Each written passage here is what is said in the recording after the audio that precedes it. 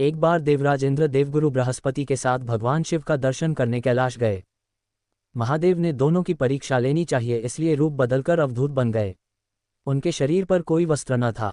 उनका शरीर जलती हुई अग्नि के समान धधक रहा था और अत्यंत भयंकर नजर आते थे। अवधूत दोनों के रास्ते में खड़े हो गए। इंद्र ने एक विचित्र पुरुष को रास्ते में खड़े देखा तो चौंके। इंद्र को देवराज होने का गर्व घेरने लगा। उन्होंने उस भयंकर पुरुष से पूछा, तुम कौन हो?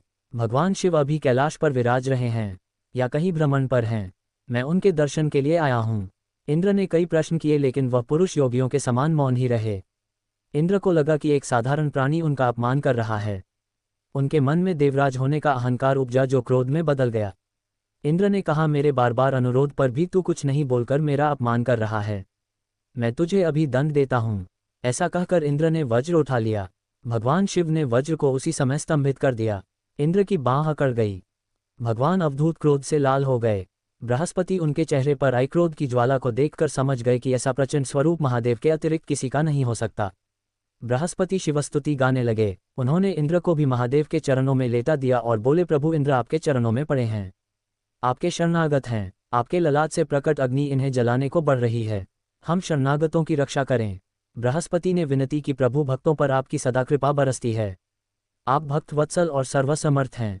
आप इस तेज को कहीं और स्थान दे दीजिए ताकि इंद्र के प्राणों की रक्षा हो। भगवान रुद्र ने कहा, बृहस्पति मैं तुम पर बहुत प्रसन्न हूँ। इंद्र को जीवनदान देने के कारण तुम्हारा एक नाम जीव भी होगा। मेरे तीसरे नेत्र से प्रकट इस अग्नि का ताप देवता सहन नहीं कर सकते, इसलिए मैं इसको बहुत दूर छोड़ूंगा। महादेव ने उस तेज को हाथ में धारण कर समुद्र में फेंक दिया। वहां फेंके जाते ही भगवान शिव का वह तेज तत्काल एक बालक के रूप में परिवर्तित हो गया। सिंधु से उद्भव होने के कारण उसका नाम सिंधुपुत्र जलंधर प्रसिद्ध हुआ।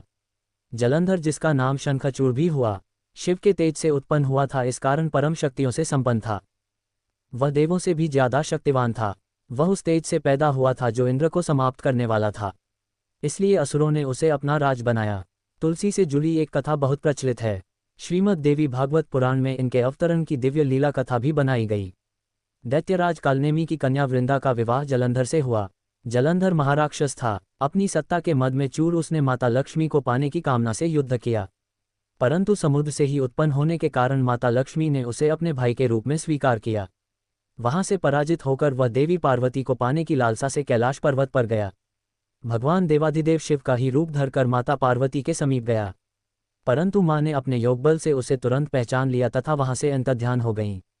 देवी पार्वती ने क्रुद्ध होकर सारा वृतांत भगवान विष्णु को सुनाया। जलंधर की पत्नी वृंदा अत्यंत पतिव्रता स्त्री थी। उसी के पतिव्रत धर्म की शक्ति से जलंधर न तो मारा जाता था और न ही पराजित होता था।